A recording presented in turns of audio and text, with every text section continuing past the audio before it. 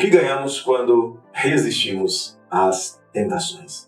O que ganhamos quando somos vitoriosos sobre as provações e nas provações? A resposta da palavra de Deus é que o Senhor recompensa os vencedores.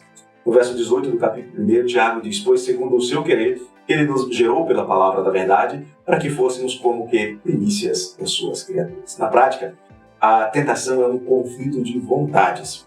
É o conflito da vontade do homem, aliada ou não à vontade de Satanás, contra a vontade de Deus.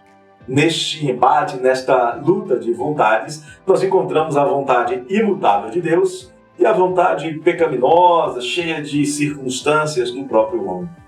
O problema que o homem enfrenta é que, segundo o diagnóstico de quem o conhece melhor do que ele próprio, Deus, Salmo 139, verso 1, a palavra diz que Deus sonda o homem, que Deus o conhece, que Deus sabe quando ele se assenta e quando ele se levanta, que Deus lhe penetra os pensamentos de longe, que Deus esquadrinha o seu andar e o seu deitar, Deus conhece todos os seus caminhos.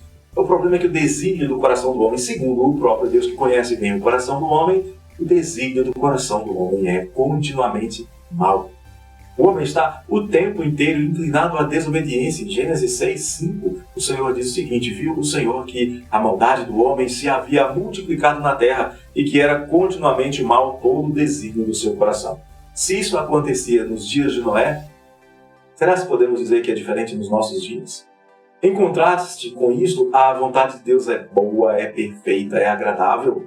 Em Romanos 12:2, a palavra diz: e não vos conformeis com este século, ou seja, com esse sistema cheio de pecados que está aí, mas transformai-vos pela renovação da vossa mente, para que experimenteis qual seja a boa, agradável e perfeita vontade de Deus. Apesar da rebelião da humanidade, o pensamento do Senhor para com suas criaturas é de paz. O homem declara guerra e Deus diz em Jeremias 29:11: eu é que sei que pensamentos tenho a vosso respeito, diz o Senhor, pensamentos de paz e não de mal, para vos dar o fim que desejais. Diferente da vontade do homem, que é circunstancial, limitada e frágil, a vontade de Deus é eterna e soberana, e ele faz tudo segundo o seu eterno querer. E em relação aos eleitos de Deus, Tiago diz que a vontade dele, ela é feita quando ele, pelo seu querer, transforma pecadores em salvos. Ele molda, ele direciona o coração dos homens para onde ele quer. Ele faz isso com o coração de poderosos. Ele faz isso com o coração até daqueles que se acham revestidos da maior autoridade, como os reis. Em Provérbios 21:1, o Senhor diz: como ribeiros de águas, assim é o coração do rei nas mãos do Senhor. Este, segundo o seu querer, o inclina.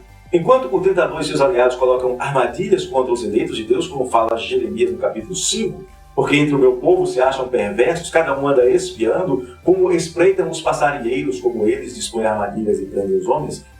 Se o tentador coloca armadilhas, o Senhor faz exatamente o contrário, mantém seus olhos em todos os caminhos dos seus santos. Em Jó 34, ele diz: os olhos de Deus estão sobre os caminhos do homem e veem todos os seus passos. O Senhor desfaz os laços dos inimigos que querem ver a queda daqueles a quem Deus ama. No Salmo 141, o salmista diz: guarda-me dos laços que me armaram e das armadilhas dos que praticam a iniquidade. Então, é o querer renovado, é o nascer de novo que torna o crente no Senhor capaz de resistir ao tentador. Embora o Senhor dê uma ordem clara de permanecer com a mente e o coração submisso à vontade de Deus e de resistir ao tentador, em Tiago 4:7, dizendo: sujeitai-vos, portanto, a Deus, mas resisti ao diabo e ele fugirá de vós. O Senhor também diz que quando a tentação parecer sobre-humana, quando for muito forte, você achar que não dá para resistir, ainda haverá uma opção: fuja. Sim, fuja da tentação, porque a tentação só é tentadora porque as mentiras do diabo encontram os receptores no coração humano. Fuja, fugir ainda é melhor que morrer no prazer do pecado. Fuja, como fez José no Egito. Em 1 Coríntios 10:13, a palavra do Senhor diz: não vos sobreveio tentação que não fosse humana, mas Deus é fiel e não permitirá que sejais tentados além das vossas forças. Pelo contrário, juntamente com a tentação, vos proverá livramento, de sorte que a possais suportar. A tentação e o pecado não têm domínio sobre o crente, não pode ter. Paulo diz em Romanos 6:14, porque o pecado não terá domínio sobre vós, pois não estáis debaixo da lei, sim da graça. O crente, aquele que nasceu de novo, foi feito nova criatura.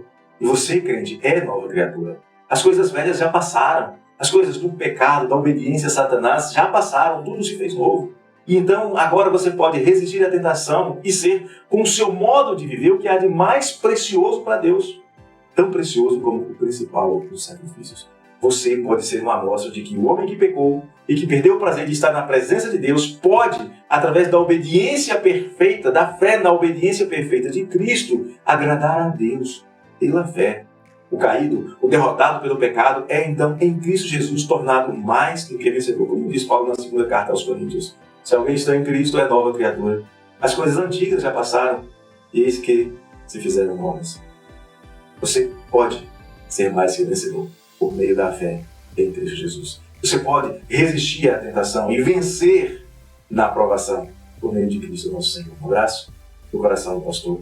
Não se esqueça de inscrever-se no nosso canal, de ativar o sininho para ser notificado dos próximos vídeos, de divulgar o nosso canal entre seus amigos, de colocar aqui embaixo na área de comentário as suas dúvidas, as suas perguntas ou as suas sugestões. Deus te abençoe.